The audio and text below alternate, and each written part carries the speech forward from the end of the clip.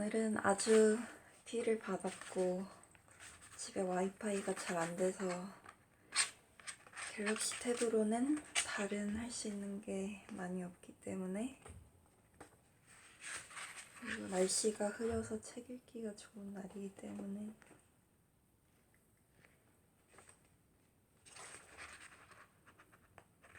책의 첫 페이지 처음으로 등장하는 글에는 다니엘의 구절이 적혀 있어요.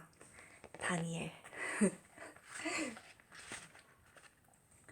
자, 그러면 읽어보도록 하겠습니다. 그리움이 봄이라면 저는 만개하였습니다. 봄이 와서 그런지 창밖에 꽃이 피었습니다. 꽃을 바라보다 보니 꽃의 창밖으로 당신이 피어났습니다. 당신의 창 밖에는 무엇이 피어있나요? 만약 제가 피어있다면 지금 건너가겠습니다. 꺾이는 것보다 지는 것이 두려워지는 봄입니다. 만약 누군가를 향한 그리움이 봄이라면 저는 만개하였습니다. 이거를 다 읽어도 되나? 그렇지만 예술은 예술이니까.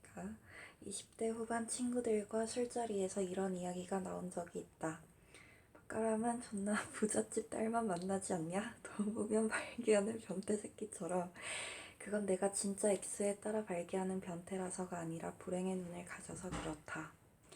1+1 새우버거 이벤트를 즐기러 슬리퍼를 질질 끌고 집 앞 롯데리아로 나간 날, 햄버거를 주문하고 기다리다 옆 테이블에서 생일 파티 비슷한 것을 하는 가족을 보았다. 케이크도 없고 햄버거 하나 테이블에 달랑 있었지만 뭔가 분위기가 다들 들떠있는 게 생일 파티처럼 보였다. 가족 구성은 비쩍 마른 할아버지와 어딘가 모자라 보이는 젊은 부부, 그리고 5살 정도로 보이는 아이. 아이와 아빠는 같은 동물 모자를 쓰고 있었다. 귀여운 호랑이 모자. 아이와 아빠는 닮았다. 많이 튀어나온 입, 모자라 보여 라고 보통 생각하게 만드는 전체적인 외모와 표정까지. 튀어나온 입을 가진 호랑이 2마리와 말이 느리고 어눌한 엄마, 그리고 고생을 많이 하신 듯한 외형의 할아버지. 나는 환하게 웃고 있는 그 가족에서 재빠르게 불행을 본다. 가족에서. 가난하고 조금 모자라 보이는 부모 아래서 태어난 아이. 그 아이가 자신의 부모에게 물려받은 접두어를 떼려면 얼마나 고생을 해야 할까? 사실 그 접두어들을 떼어낸다는 게 현실적으로 가능한 일일까? 커나가며 받아야 할 아이의 차별과 고통을 한눈에 본다. 학교에서부터 사회에 나가서까지, 그리고 언젠가는 느끼게 될 어떤 뛰어넘을 수 없는 벽들까지. 저 행복한 가족의 생일 파티에서 아이의 길고 긴 불행의 끈이 보여서 마음이 갑갑해진다. 삶은 왜 이리도 차별적으로 생성되는 건지. 정작 저 가족은 환히 웃으며 즐거워하고 있는데 옆자리에 있는 내가 숨이 턱턱 막혀온다. 예로 든 이 일처럼 나는 어떤 사람을 바라보면 그 사람의 인생에서 발생할 듯한 불행을 먼저 본다. 그래서 어떤 사람을 만날 때 그 사람의 인생에 발생할 불행의 수가 적어 보이면 뭔가 안심이 된다. 기왕이면 내가 사라지더라도 행복함의 총량에 손실이 덜하고 금방 안정을 찾을 수 있는 사람을 선호하게 되는 거다. 부유하고 화목한 가정, 좋은 친구들과 뛰어난 개인적 능력까지 가진 그런 사람. 그런 사람을 만나면 갑자기 내가 의도치 않게 사라져도 그 사람이 기존에 가진 다른 불행들과 그 일이 겹쳐 지독히 고통스러워할 것 같지 않아서 안심이 된다. 일단 먹고 사는 거 문제 없을 거고, 자기가 잘났으니 좋다고 하는 사람은 언제든 또 나타나서 공허함을 채워줄 거고, 그 기간 동안 함께 해줄 좋은 친구도 있을 거고, 내가 사랑하는 사람이 비참하고 괴로워지는 걸 보는 게 겁나서 사람을 그렇게 고르게 되더라. 이게 내가 악한 것인지 아니면 속물은 것인지 사실 잘 모르겠다. 라고 내가 구구절절 이야기하면서 가까이 와서 봐요. 저는 불행의 눈을 가졌어요. 라고 말하자 가까이 와서 봐요의 거리보다 훨씬 더 가까이 다가와 불쑥 입을 맞추고는 키스할 때는 눈 뜨는 거 아니에요. 그러네. 이제 불행이 안 보이네요. 탈지구인. 모두가 지구를 밟고 살진 않는다. 사랑에 빠진 사람은 상대방의 손바닥을 밟고 산다. 이 글도 좋았어요. 그 사람 손에 땀만 차도 나는 발끝까지 젖어버리는 것이다. 어제는 내 머리 위 새하얀 하늘과 새까만 별에 물기가 그렁그렁 고였다. 그럴 땐 머리가 아니라 마음이 젖는다. 사실 젖는다기보다는 찢긴다. 손바닥이 땅이고 눈이 하늘이니 행성에서 살아남는 법은 행성이 슬퍼하지 않게 하는 것 그것뿐이다. 사랑한다는 건 타인의 우주에 수감되는 것과 비슷하다. 언제 죽어도 안락사다. 혜성의 꼬리, 떨어지는 빗방울은 사람을 고르지 않는다. 추락하는 것들은 선택권이 없는 것이다. 이 추락하는 마음은 선택권이 없는 것이다. 고스란히 누군가에게로 추락해야 하는 것이다. 떨어지는 유성우는 그리움의 잔재다. 어떤 한 지점을 만나기 위해 수십 혹은 수백 년을 제 몸 태워 돌아오는 혜성의 잔재인 것이다. 누군가가 살아가는 궤도의 잔재인 것이다. 그리움을 품은 사람의 삶은 이토록 꼬리가 길다. 사랑하지만 그리워요 라는 문장에 어떤 소설가가 이렇게 대답했다. 그리움은 아주 먼 측정 단위라 사랑처럼 가까운 걸 재기에는 부적합해요. 그리움 같은 건 별 사이를 잴 때나 사용하는 거예요. 그러니 사랑하지만 그립다는 말은 모순이에요. 둘 중 한쪽으로 이미 치우쳐버린 마음의 말이에요. 정말 그런 것 같아. 이별과 이별 사이를 측정하기에 딱 좋은 얼마만큼의 그리움. 광년을 배울 때 나는 이미 이별의 거리를 배웠던 것이다. 그리움의 어원은 극다이다. 글과 그림도 그리움과 동일한 어원을 취한다. 문자의 형태로 종이에 긁어두면 글, 선이나 색으로 어디든지 긁어두면 그림. 마음에 긁어 새겨둔 것은 그리움이 되는 것이다. 나는 손톱이 긴 시간 속에 살고 있다. 목성의 눈, 목성의 거대한 눈, 그거 태풍이래요. 바람의 집합인 거죠. 인간이 들어가면 갈갈이 찢길 만큼 강한 태풍. 그러고 보면 바라본다는 게 참 잔인한 일 아닌가요? 태풍보다 잔인하게 사람을 찢어두잖아요. 크고 아름다운 눈들이 찢어발긴 인간이 아마 태풍보다는 훨씬 많을 거예요. 이래서 인간이 잔인해. 눈에 태풍을 품어도 크고 아름답기만 하면 모두가 좋아하잖아요. 저도 그래요. 나를 품어준 사람보다 나를 찢어 발기고 간 사람을 더 좋아해요. 그저 눈이 더 크고 아름답다는 이유로. 연인, 우리는 서로 사랑한다는 생각만으로도 일주일에 1000번은 만났다. 연인이라는 영화를 보고 떠오른 문장. 수위 높은 정사 장면이 자주 나오는데도 불구하고 영화 속에서 가장 야한 장면은 영화 초반 남자와 여자가 차 안에서 손을 스치며 잡아나갈 때다. 자극적인 손을 가진 작품. 요즘은 옛날 영화를 보는 게 너무 좋다. 상업성의 필터가 그나마 덜 작용하던 시절의 작품들. 집단 감수성의 영향을 덜 받을 수 있던 모든 게 느렸던 시절의 작품들. 확실한 자기 색과 예술 세계를 보여주는 작품들. 우리는 자유롭고 평등하기 위해 너무 많은 규제 속에 갇혀가고 있다. 자유를 위한 혹은 평등을 위한 너무나도 많은 규제. 하긴 인간은 탄생하기 위해 육신에 수감되어 버리는 존재이니 무엇인가를 탄생시키기 위해 계속해서 스스로의 감옥을 만들어내고 있는지도 모르겠다. 이 영화 속에는 요즘 세상을 지배하는 신인류, 저만 불편한가요? 종족들이 굉장히 불편해질 수도 있는 요소들이 포진되어 있다. 너무 많은 규제를 배워서, 그러니까 너무 많은 감옥 속에 갇혀서 작품의 진짜 모습과 아름다움까지 다가서지 못하고 혼자 감옥문을 열다 지쳐 감옥 밖을 그저 욕만 해대는 현대인들이 불쌍하기도 하고, 내가 너무 예술과 아름다움에게 관대한가? 라는 생각이 들기도 하고 그렇다. 엄청 쉬운 이야기인데 내가 왜 이렇게 비비 꼬아서 말하는 건지도 모르겠다. 조금 예민한 주제라서 그런가? 그냥 간단하게 말할 수도 있는 건데. 아니다. 생각해보니 간단하게 말할 수가 없는 이야기다. 사실 생각해보면 간단하게 말할 수 있는 이야기가 몇 개 없다. 만약 언젠가 내가 결혼을 하게 되어 신랑은 신부를 평생 아끼고 사랑하겠습니까? 라고 질문받게 될 때 간단히 네, 할 수 있을까? 지금은 잘 모르겠다. 그렇다고 솔직하게 그건 살아봐야 알 수 있지 않을까요? 변수가 너무 많잖아요, 인생에는. 그래도 변수가 없도록 노력할게요. 라고 말할 수 있을까? 그것도 잘 모르겠다. 아니, 아마 못하겠지, 그렇게는. 여기까지 쓰고 보니 너무 이야기가 관계가 없이 엮어 내려오고 있지만 뭐 그것도 괜찮다. 이 글을 처음 쓰기 시작했을 때 내가 하고 싶었던 말은 그냥 연인, 우리는 서로 사랑한다는 생각만으로도 일주일에 1000번은 만났다. 이 문장을 이용한 글을 언젠가 꼭 써보고 싶다는 것이었다. 사랑을 그저 아름답게 흐뭇하게 바라보는 편은 아니지만 연인이라는 단어는 정말 따뜻하다. 따뜻한 온 분홍색의 단어다. 데워진 살냄새의 단어다. 이거 파편에 나왔던 문장이야. 그죠? 사계절의 단어이고 모든 나이의 단어다. 기쁨을 가지고 오는 단어이고 슬픔이 오기 직전의 단어다. 누군가 오고 나서의 단어이고 누군가 가기 직전의 단어다. 참 좋은 시절의 단어다.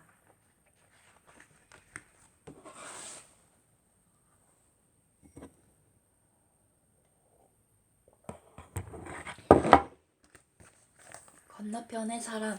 건너편에는 언제나 사람이 있다. 여긴 초록불이 사라진 횡단보도.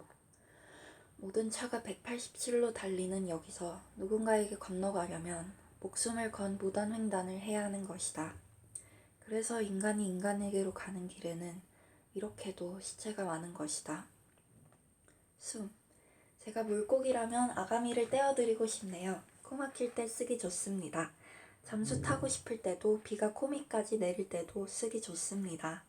내가 어항 속에 부어진 것 같은 날에도 습도 높아 불쾌함이 첨벙대는 여름날에도 하나 달아두면 이런 날 저런 날 참 쓰기 참 좋습니다. 당신이 부서지듯 숨 쉴 때가 있다는 걸 알고 있습니다. 공기에도 익사할 것 같을 때가 있다는 것도 알고 있습니다. 이것도 좋아요. 그러니까 사실 숨을 들이고 싶다는 말입니다. 시선이 빠져 죽을 만큼. 넥라인이 너무 깊다. 시선이 빠져 죽을 만큼. 곡선은 왜 이리도 직선에 마음을 끄는 걸까? 내 모든 곡선에 나의 직선이 화살표처럼 목적지를 표시한다. 피는 참 솔직하지? 괜히 피는 못 속여라는 말이 있는 게 아니다. 너 같은 사람을 보면 내 몸에서 가장 솔직한 혈관으로 다들 몰려가기 바쁘다. 조금이라도 너를 가까이에서 구경하고 싶어서. 너는 하얗고 하얀 가장 위험한 백지. 너무 많은 사람들이 내 위에 자기 몇 자 남기려다 추락했다. 가슴을 왜 젖무덤이라고 부르는지 알겠네. 얼마나 많이 죽인 걸까. 인간은 내면이 중요하다지만 나에게는 해부하는 눈이 없다. 그저 겉만 잘 보는 탐미적인 눈알 2개뿐. 하얀 대문자 브이넥, 포토원더가 적용된 연분홍의 피부색, 그리고 소문자처럼 은근히 보이지만 눈에는 대문자처럼 들어오는 까만 속옷. 나는 내 속옷색까지 아는데 네가 진짜 어떤 사람인지는 하나도 모른다는 게 참 아이러니하네. 생각해보면 외면은 가짜, 내면은 진짜라는 생각도 뭔가 가식적인 생각이다. 나도 쓰다 보면 참 가식적인 부분이 많아. 완벽히 솔직하고 싶다. 이 말도 사실 가식. 가식적이지 않은 건 맨눈으로 보이는 저 겉모습밖에 없다. 깊이 아름답다. 시선이 빠져 죽을 만큼. 이 글도 좋아요.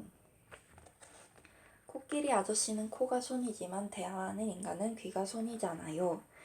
입에 들어가면 다 똥이라길래 그러기 전에 내 마음을 혀로 접어 살짝살짝 귀에 쥐어줬죠. 코끼리 아저씨는 코가 손이지만 대화하는 인간은 귀가 손이잖아요. 귀 속에는 위도 장도 없으니 내 마음이 배설되진 않겠죠. 삼켜버린 마음들은 역류성 식도염의 원인이에요. 목구멍부터 가슴까지 갑갑해지고 속도 자꾸 울렁거려 밥도 먹기 힘들어지죠. 무엇인가 토해내야 할 것 같은 느낌. 한글은 왜 이리 뾰족한 모서리가 많은지.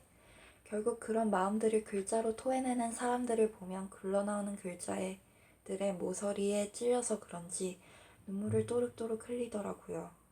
어쨌든 입에 들어가면 다 똥이니까 귀를 내밀어주세요. 코끼리 아저씨는 코가 손이지만 대화하는 인간은 귀가 손이잖아요. 내 단어로 당신과 손을 잡고 싶어요. 서로 귀와 혀가 가까운 사이가 되고 싶어요. 배설되지 않는, 사라지지 않는 대화를 하고 싶어요. 발포. 겨냥되어지는 인간, 쏘아지는 시간, 시간에 꿰뚫린 삶, 치유되지 않는 모든 것들. 그런 일이 있었다 정도만 탄피처럼 남아있는 기억들. 그리고 그 후 모든 것을 버리고 먼저 가는 어떤 사람. 그리고 그 후 버려진 모든 것을 품고 남아있는 마지막 사람. 아무것도 묻지 않은 무덤. 충분히 물어볼 만한 일이었는데 너는 내게 아무것도 묻지 않았지. 내가 아무것도 묻지 않은 그곳이 우리의 무덤이었지.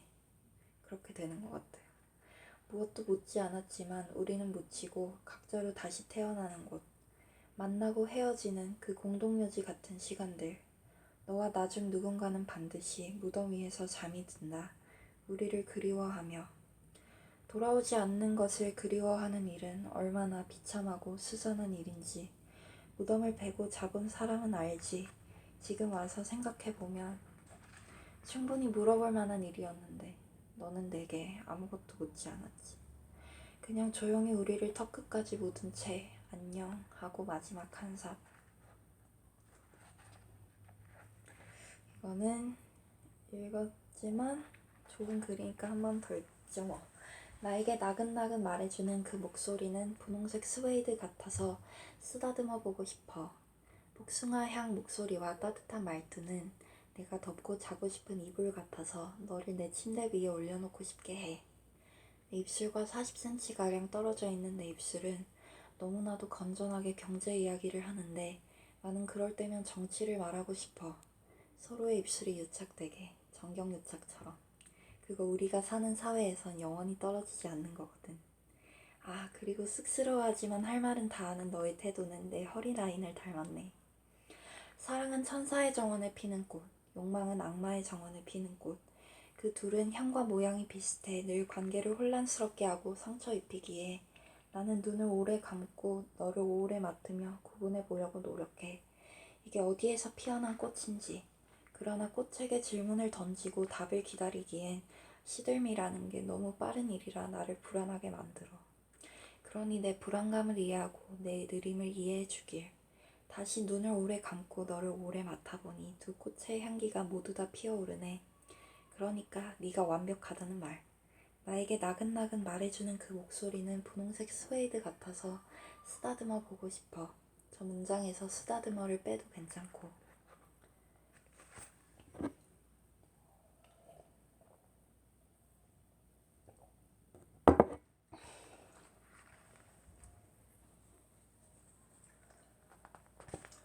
어느 날 양초가 나를 보고는 불이 붙어서 이렇게 말했다. 당신이 죽을 때까지 저는 활활 타겠어요. 손으로 그 아이의 불을 푹 눌러 꺼버리고 이렇게 말했다. 활활 타는 동안은 무슨 말을 못하겠니? 지문 모양의 촛농을 천천히 떼어내며 생각했다. 마음이라는 것은 순간으로는 항상 진실하나 결과로는 거짓인 경우가 대부분이라고. 사랑이 심지를 태우기 시작해 자신의 발끝까지 녹여버릴 때 보통 나는 사라진다. 그리고 내가 없이는 사랑도 없다. 이것은 발화점을 넘겨버린 사랑이 언제나 비극으로 끝나는 이유기도 하다. 그래서 나는 이성과 관계가 생기면 적당히 따뜻하게 지내는데 그것은 내가 그들에게 항상 질타받는 이유 중 하나였다. 그 사람들은 늘 활활 타고 있어서 내 온도를 이해할 수 없었고 사랑은 서로를 태우는 거라 강요하며 내게도 불을 붙이려 달려들었다.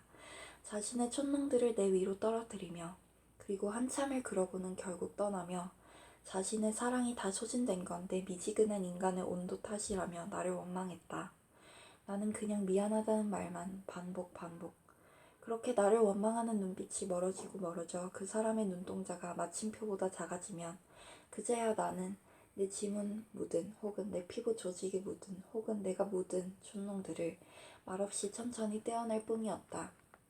그렇게 활활 타던 사람들의 촛농은 막상 피부에 닿으면 소리 지를 만큼 뜨겁지도 않았으며 순식간에 식었고 떼어내보면 나의 흔적만 남아있을 뿐이었다. 그 뒤로 혼자 남은 내가 할 일이라면 마음속에 아직 떠있는 얼굴 하나를 점점 더 작게 만들어 마침표로 만들어버리는 것이었다. 평생을 한 여자 또는 한 남자만 사랑한다는 것은 양초 하나가 평생 탄다는 것과 다를 바 없습니다. 사랑은 감정만으로는 할 수 없는 것 같아요. 결심이 필요한 것 같아요. 의지. 내 안의 독방. 누군가를 사랑하게 되면 상대방이 가진 건 왜 이리 다 크게 보이나요? 내 옷의 보풀, 내 운동화의 때탄 밑창, 오래된 낡은 지갑과 손잡이가 해진 나의 가방. 사랑하기 전에는 보이지 않았던 나의 단점들이 보이네요. 부끄러움, 그 악력 센 감정은 나를 꾸깃꾸깃 구겨 작고 볼품없게 만듭니다. 누굴 원망해야 하나요, 이 상황은? 나의 부모님은 좋은 사람입니다. 저도 그렇게 허술하게 살지 않았고. 누가 우리에게 계급표를 붙여주세요. 합리적으로 사랑하지 않을 수 있게. 부착되지 않은 그러나 가장 지독히 붙어있는 이 계급표가 내 사랑을 욕심으로 변질시키고 그 변질이 나를 비참하게 만드니까. 이 사랑은 현실에선 죄가 많아 결국 내 안에 수감되는 것. 내 안에 독방 하나가 생기는 셈입니다. 이 독방이 비명 지를 때마다 나는 살아남기 위해 늘 이렇게 말해야 합니다. 그럴 수도 있지.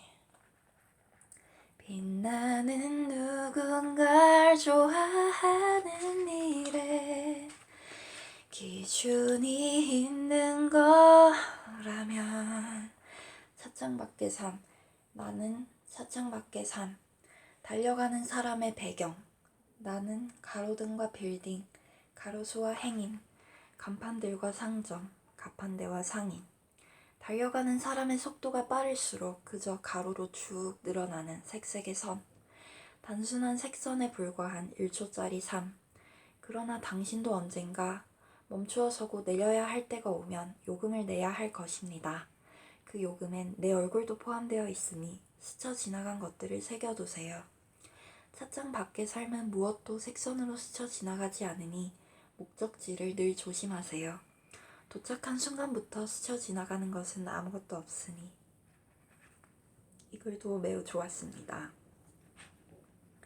버스 타고 창밖을 보는 걸 무지무지 좋아하는데 예전에 버스를 타고 창밖을 보다가 막 사람들을 보면서 저 사람들이 그냥 창밖에 1인이지만 사실은 태어나서 아기 때부터 매끼 밥을 챙겨 먹으면서 그런 삶이 다 지나가는 사람 한 명 한 명한테 다 있는 거라고 생각하니 엄청난 기분이 들었어요. 가끔 삶이 모든 사람한테 1인칭이라는 게 굉장히 낯설게 느껴질 때가 있어요. 악몽, 꿈속에 내가 너무나도 다정하다. 깨고 나면 그게 그렇게 악몽일 수가 없다. 이 글을 사람들이 많이 좋아하는 것 같던데. 장마, 그땐 돈이 없어서 함께 참 많이 걸었다. 저는 이 글이 더 좋습니다. 걷다 나무 위로 바람이 불면 잠깐 동안은 비가 내렸다. 바람이 불면 나무에서 비가 오는 것 같아. 쏴 하는 소리가 나잖아. 내가 이렇게 말한 뒤로 바람이 세게 불면 항상 비 온다 라고 외치며 까치발을 들고는 내 머리 위에 자기 손을 얹었다. 귀여운 여자다. 우산 마냥. 함께 있을 때면 시간이 여름을 본 초록처럼 짙어졌다. 그때를 생각하면 아직도 더운 포량이 난다. 비 내린 냄새 너무 좋죠. 하루는 바람이 아주 많이 불었고 비가 오래 내렸다. 바람 사이로 목소리가 쏴 하고 내렸다. 그리고 다시는 비가 오지 않았다. 건조한 장마였다. 넌 나의 태양, 네가 떠나고 내 눈에 항상 비가 와. 끝이 없는 장마의 시작이었나 봐. 이 비가 멈추질 않아. 소리샘, 예전에도 말했잖아요. 제 방에는 밤이 검은 물처럼 차오른다고. 천장까지 물이 차는 12시에는 잠깐 질식하지만 새벽은 유영하기 좋은 시간이죠. 아침이 아직 보라색일 때는 손끝 발끝이 노이로제가 있나봐. 퉁퉁 불어 주름져요. 손발만 늙어버린 거죠. 그땐 휴대폰을 잡고 당신에게 연락할까 고민해봐요. 늙어버린 내 손이 아직 어린 나보다 현명한 이야기를 꺼낼 수 있을까 해서. 당신이 마지막으로 보낸 문자는 딱 12시에만 꺼내봐요. 하루에 2번씩이나 질식할 필요는 없으니까. 오늘은 사랑이 전화를 받지 않고 소리세름으로 흘러드는 날. 아무도 마셔주지 않는 내 이야기만 고요히 고이는 밤. 뭔가 사랑하는 사람이라고 칭하는 것도 좋지만 그냥 사랑이라고만 하는 것도 되게 좋은 것 같아요. 누구는 사랑입니다. 뭐 이런 것도 좋고. 사랑은 은하수 다방문 앞에서 만나. 우리 사랑은 흘려들을수록 아름다운 노랫말이니 귀는 살짝 열고 노랫말이 머리에 닿기 전에 마음으로 내려보내자. 단추는 활짝 열고 손이 서로의 얼굴에 닿기도 전에 아래로 내려보내자. 그러니까 한마디 한 행동 해석하지 말고 느끼기만 하자. 내면은 적당히 신비하고 비밀스럽지만 외면은 모두 만져지는 그런 사랑을 하자. 이 문장 좋아요. 그게 내가 본 가장 상처받지 않는 사랑법이니까. 막상 해석해보면 별뜻 없던 그 노랫말들처럼 막상 판해보면 별거 없었던 사랑들. 아까 읽은 초 얘기가 생각나네. 이 별것 없는 사랑 속에서 앞서 떠난 자는 한 명의 종교가 되고 그 떠나간 한 명치의 그리움은 표독한 신앙이라 지나간 모든 말과 행동을 밤새워 해석하게 하고 너무 많은 사람과의 밤을 제물로 필요로 하게 돼. 그러니까 적당히 흘려듣자. 우리 사랑은 흘려들을수록 아름다운 노랫말이니. 이 멘트는 뭔가 알 것 같으면서도 확실히는 모르겠어. 아마 사랑을 해봐야 알 수 있을 것 같아요. 연애를 해봐야. 젠가, 인간을 무너뜨리는 가장 좋은 방법은 그 사람의 일부가 되는 것, 그리고는 사라지는 것. 마음 아프겠다. 피아노에 녹는 점. 내게 피아노는 높은 미부터 녹기 시작한다. 누군가 나에게 연주해준 곡의 첫 시작음. 그 음계부터 피아노가 녹았다. 하얀 건반, 검은 건반, 공간이 녹았다. 하얀 건반, 검은 건반, 소리가 녹았다. 초콜릿 마냥 시간이 달았다. You're my chocolate, chocolate, chocolate. 봄낮의 평화. 봄낮의 평화는 아늑하지만 내겐 너무 이질적인 느낌. 내게 평화는 마음속을 굴러다니는 다면체라 닿는 면에 따라 부드럽다가도 거칠게 느껴진다. 그렇게 평화가 느껴지는 마음의 상태가 있죠. 나는 너무 많은 미래 때문에 순간의 평화를 온전히 즐기지 못한다. 내일을 생각한다는 건 오늘의 저주. 낮 최고 기온 24도의 따뜻함과 어울리는 분홍색 미풍. 갓 씻고 나와 풍기는 내 피부의 도우비누 냄새. 골목길을 뛰어다니는 아이들의 소리. 이 모든 것에 행복감을 오감으로 느끼면서도 눈앞 하얀 꽃나무에 떨어지는 꽃잎을 보고는 머리로는 아름답다고 받아들이면서 속으로는 이런 문장을 조립한다. 이 순간이 상상이 돼요. 뭔가 눈앞에 그려지게 잘 쓰신 것 같아요. 하얗게 펑펑 우는 우리 집 앞 꽃나무. 우리 서로 마주보아 그런 건가? 아니면 그저 자신에 대한 슬픔인가? 처음 봤을 때 그저 아름답다고만 생각했으면서 아무렇지 않게 진짜 궁금한 게 그 사람의 슬픔인 것처럼 언제 가장 불행했어요? 누구에게도 말할 수 없는 자신의 가장 밑바닥의 모습은 무엇인가요? 라고 물어봤던 것처럼 나는 행복을 보고도 불행을 물어본다. 누군가의 슬픔을 가지는 것이 그 사람을 가진다는 것과 동일하다고 생각해서 그런 건가? 사람을 사랑하면 그 사람들의 밑바닥과 슬픔을 점거하려 들었다. 나는 그 부분을 늘 채워주고 싶었다. 따뜻한 사람이시네요. 나에게는 채워지지 않는 구멍이 있었고 그것을 채울 수 없는 대신 남의 구멍을 최대한 막아주고 싶었다. 누구나 사랑하는 방법이 있다. 천국에도 그림자는 지고 슬픔도 사랑을 한다. 가람님은 이런 것을 물어보는 게 취미이신 것 같아요. 작가 같은 질문이에요.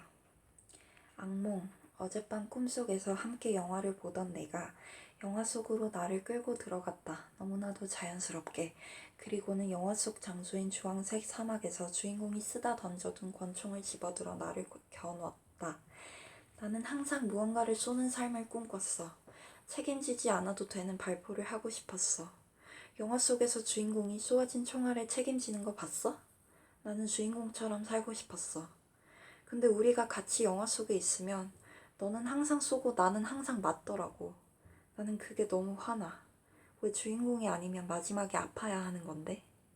라고 말한 뒤 그녀는 내가 뭐라 대답할 틈도 없이 권총을 다짜고짜 내 식도 끝까지 쑤셔넣고는 너는 방아쇠를 삼켰으나 내 안에는 손이 없지. 너는 이제 스스로 쏘아질 수도 나에게 쏘일 수도 없는 운명이 된 거야. 네가 나에게 상처 줄 때 그랬잖아. 언젠가는 다 사라질 것들이라고. 네 목에 박힌 권총도 언젠간 사라질 거야. 너는 그 언젠가의 고통을 알아야 해. 목구멍에 박힌 거대한 이물감. 나를 목구멍까지 밀어 넣어줬던 여자들이 세상 고마워졌다.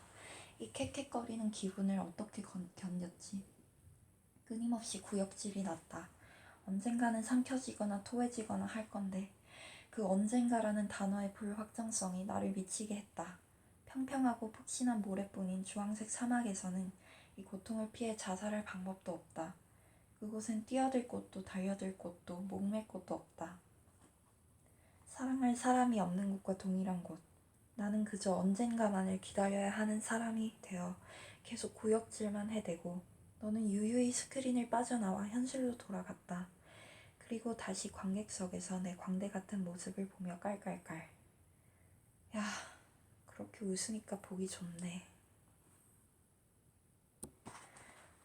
이제 30분이 되어서 이쯤 읽고 또 찍어야겠어요. 책 읽는 거 재밌네요.